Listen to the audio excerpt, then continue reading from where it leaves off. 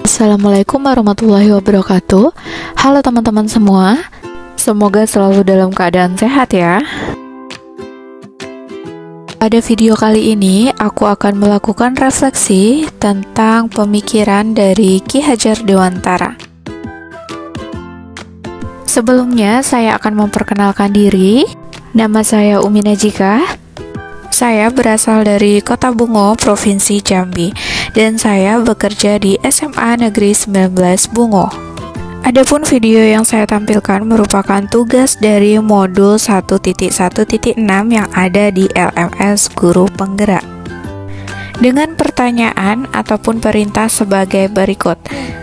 Baiklah, mari kita mulai untuk pembahasannya. Kira-kira siapa sih yang tidak tahu dengan Bapak Pendidikan kita? Ya, Bapak Ki Hajar Dewantara. Sebelum kita membahas lebih lanjut tentang pemikiran dari Ki Hajar Dewantara, kita mengenali dulu yuk Bapak Pendidikan kita. Bapak Ki Hajar Dewantara lahir di Yogyakarta tanggal 2 Mei 1889 dengan nama Raden Mas Suwardi Surya Ningrat.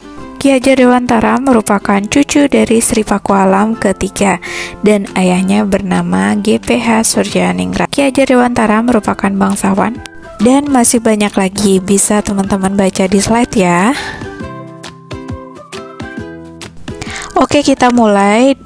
Untuk inti dari video ini yaitu tentang merefleksikan filosofi atau pemikiran dari Ki Hajar Dewantara. Pemikiran dari Ki Hajar Dewantara saya rangkum ke dalam 6 poin.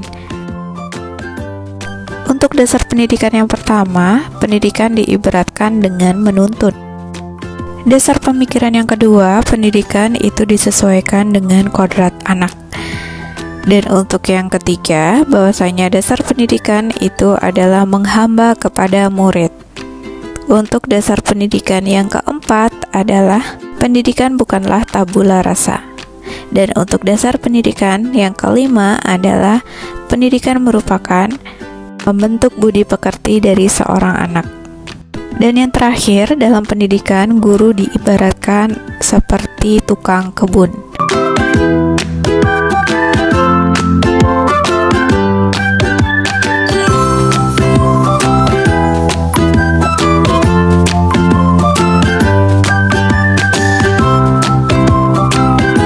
Dalam hal ini, guru berperan sebagai fasilitator. Jadi, di sini guru bukan merupakan satu-satunya sumber ilmu pengetahuan.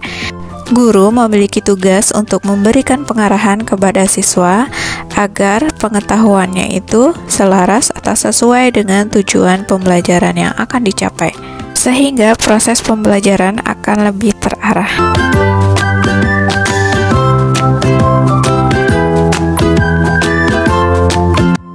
Selama proses menuntun juga kita dituntut untuk dapat menerapkan sistem omong. Ingat sosung tulodo yang artinya di depan memberikan contoh teladan yang baik. Madya mangun karsa artinya di tengah bisa memberikan ide ataupun gagasan. Tuturi handayani artinya di belakang memberikan dorongan semangat kepada anak didik kita. Untuk dasar pendidikan yang kedua yaitu kodrat anak. Dalam hal ini saya simpulkan ke dalam 3 poin. Yang pertama, dasar pendidikan disesuaikan dengan kodrat alam dan kodrat zaman. Yang kedua, dasar pendidikan bertujuan untuk mewujudkan manusia merdeka. Yang ketiga adalah dasar pendidikan anak itu sebenarnya adalah bermain. Kodrat alam berkaitan dengan sifat dan bentuk lingkungan di mana anak berada, sedangkan kodrat zaman berkaitan dengan isi dan irama. Artinya apa? Artinya, dalam pelaksanaan proses pembelajaran itu disesuaikan dengan kondisi zaman si anak. Pembelajaran untuk anak di abad 20 tentu akan berbeda dengan anak-anak di abad 21. Melakukan pembaharuan yang terpadu, hendaknya selalu diingat bahwa segala kepentingan anak-anak didik, baik mengenai hidup diri pribadinya maupun hidup bermasyarakat, jangan sampai meninggalkan segala kepentingan yang berhubungan dengan kodrat keadaan, baik pada alam maupun pada zaman. Dasar pendidikan yang ketiga yaitu menghamba kepada anak didik. Menghamba di sini dalam tanda kutip ya, jadi menghamba ini konotasinya bukan negatif, melainkan menghamba di sini artinya mendidik anak dengan tulus seperti atau selayaknya kita mendidik anak-anak kita sendiri. Sehingga pengajaran yang kita berikan itu adalah tulus dan ikhlas. Dasar pendidikan yang keempat yaitu pendidikan bukan merupakan tabula rasa, sehingga dalam proses pendidikan itu disesuaikan dengan kebutuhan siswa tersebut sesuai dengan umurnya. Mendidik anak di usia balita tentu tidak sama ketika kita mendidik anak-anak di usia remaja, bahkan di usia dewasa, ketika dia berada di bangku kuliah. Untuk dasar pendidikan yang kelima yaitu budi pekerti. Dalam hal ini, pendidikan bertujuan untuk menyeimbangkan hidup seseorang.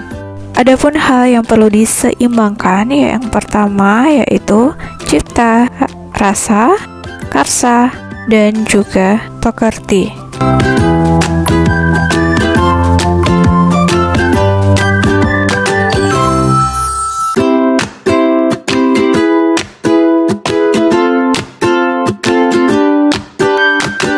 Dan untuk dasar pendidikan yang terakhir yaitu guru diibaratkan sebagai seorang petani atau tukang kebun. Murid-murid bagaikan biji-biji yang akan ditanam oleh petani. Bila biji jagung ditempatkan di tanah yang subur dengan mendapatkan sinar matahari dan pengairan yang baik, meskipun biji jagung adalah biji jagung yang kurang baik, akan dapat tumbuh dengan baik karena perawatan dari Pak Tani. Begitu juga sebaliknya, jika biji jagung berkualitas baik tetapi kurang mendapatkan perawatan dari petani, maka tidak akan tumbuh dengan baik atau tidak akan tumbuh dengan seharusnya, sehingga tidak akan menghasilkan panen.